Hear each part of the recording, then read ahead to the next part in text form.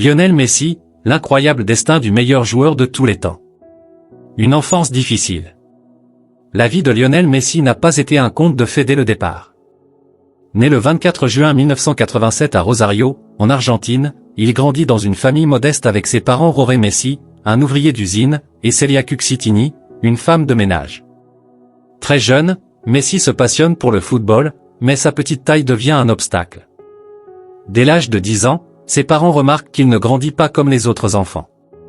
Après des consultations médicales, il est diagnostiqué avec un déficit en hormones de croissance, une maladie qui pourrait compromettre son avenir dans le sport. Le traitement pour cette condition est extrêmement coûteux, environ $900 par mois, une somme que sa famille ne peut pas se permettre.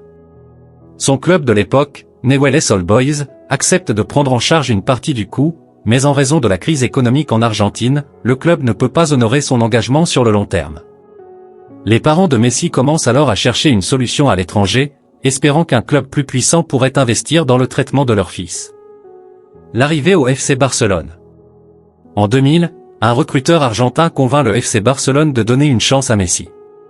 Il est invité en Espagne pour passer des tests, mais malgré son talent impressionnant, le club hésite en raison de sa petite taille et des coûts liés à son traitement. Finalement, Karl Roxach, le directeur sportif du Barça, décide de signer un accord sur une simple serviette de table, garantissant que le club paiera pour son traitement.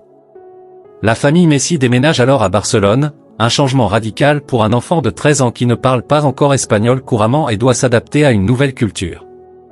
Intégré à la Masia, l'académie du FC Barcelone, Messi impressionne rapidement ses entraîneurs. Il enchaîne les performances incroyables et gravit rapidement les échelons. En 2003, il fait ses débuts avec l'équipe première à seulement 16 ans lors d'un match amical contre le FC Porto. L'ascension fulgurante.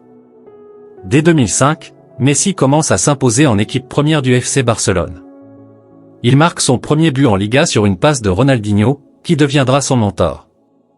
Le Brésilien, conscient du potentiel de Messi, lui apporte son soutien et l'aide à s'intégrer dans l'équipe. Sous la direction de Franck Rijkaard, puis de Pep Guardiola, Messi devient rapidement un élément clé du Barça. En 2009, il réalise un triplé historique, Liga, Coupe du Roi, Ligue des Champions, devenant le meilleur joueur du monde. Son entente avec Xavi et Iniesta forme le cœur du jeu barcelonais, et sa rivalité avec Cristiano Ronaldo, alors au Real Madrid, captive les fans du football. La domination mondiale. Les années suivantes, Messi accumule les trophées et bat tous les records. Entre 2009 et 2012, il remporte 3 autres ballons d'or consécutifs et devient le symbole du Barça. En 2012, il inscrit 91 buts en une seule année civile, surpassant le record de Gerd Müller, une performance qui reste inégalée. Mais si Messi brille en club, il peine avec l'Argentine. Après des finales perdues en Coupe du Monde 2014 et en Copa América 2015 et 2016, il annonce brièvement sa retraite internationale avant de revenir sous la pression des supporters argentins. La consécration en Argentine. En 2021, après plusieurs échecs en finale avec l'Argentine, Messi réalise enfin son rêve en remportant la Copa América en battant le Brésil en finale au Maracanã. C'est une victoire historique, la première de l'Argentine en compétition majeure depuis 1993. Ce triomphe est vécu comme une délivrance par Messi, qui pleure de joie après le match. Il est élu meilleur joueur du tournoi et termine meilleur buteur. Puis, en 2022, il couronne sa carrière en menant son pays à la victoire en Coupe du Monde au Qatar, dans une finale légendaire contre la France. Le match est l'un des plus spectaculaires de l'histoire du football, avec un triplé de Kylian Mbappé pour la France et un doublé de Messi. Après une séance de tirs au but tendu, l'Argentine l'emporte et Messi soulève enfin le trophée qui lui manquait. Il est sacré meilleur joueur du tournoi et le débat sur le plus grand joueur de tous les temps semble définitivement tranché. Un départ émouvant du FC Barcelone. En 2021, après plus de 20 ans passés au Barça, Messi doit quitter le club en raison de graves difficultés financières empêchant Barcelone de renouveler son contrat.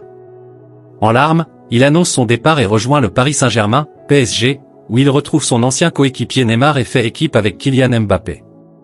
Son passage au PSG est marqué par des performances mitigées.